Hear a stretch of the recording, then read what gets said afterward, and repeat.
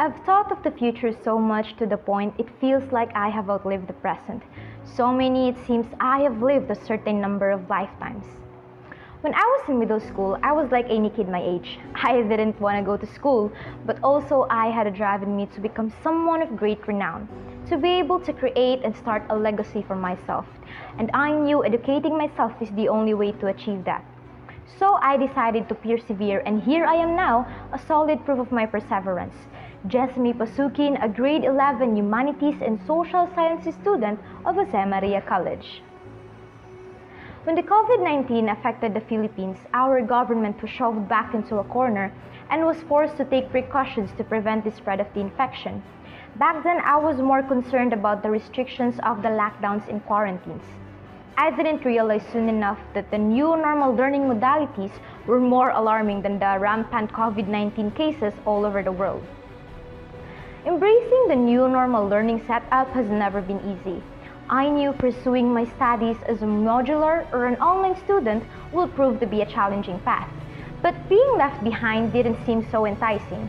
So I chose to battle with this new era, or at least that's what I tell myself every waking day. All I know is that I need to attain an assured, consistent, and quality brand of education regardless of the circumstances. At some point, attending classes in my room became alienating and suffocating. It felt like the voices of my teachers and classmates from the speakers of my computer sounded like an echo from underwater. Which is to say, it felt like I was drowning.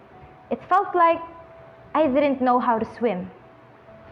Now I am halfway into the fourth quarter of the second semester, and I suddenly realized that I am already in the new modes of education for 2 years. But this I tell you, my fellow Dramarians, I still can't swim that steady. But I have managed to keep afloat and not drown. Those last 2 years helped me to withstand its own recurring challenges, in a way that I wasn't the only one having a hard time adjusting, that our teachers are facing their own difficulties in fulfilling their duties as an educator. It helped to know that we were all in the same sea, hit by the same waves, often swallowed up by the same waters. It assured me that it wasn't me against the world, but us living in the world. In my favorite book written by Charlie Mackesy in 2019 entitled The Horse, the Boy, the Fox, and the Mole, there was a scene wherein the horse and the boy were in the woods. Then the boy said to the horse, "I can't see a way through." And then the horse asked the boy, "Can you see your next step?" And the boy said, "Yeah." And then the horse replied, "Then just take that." Whenever we looked at our goals or tried to measure how long the journey is, we feel overwhelmed. But let me tell you this, my fellow Dramarians, that with each step we take, we are getting closer to our goals. We don't have to think about how hard the learning setup is, but let us focus on our next step. It's all about taking that one step. Then we move on to the next one and to the next until we get there.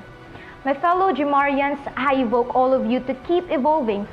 Start a revolution that hungers for prosperity by knowing what to do and doing it consistently. We can sail through this new normal, the challenges of education, and we will meet the shore evolved, wiser, stronger, a whole new us, ready to conquer the future.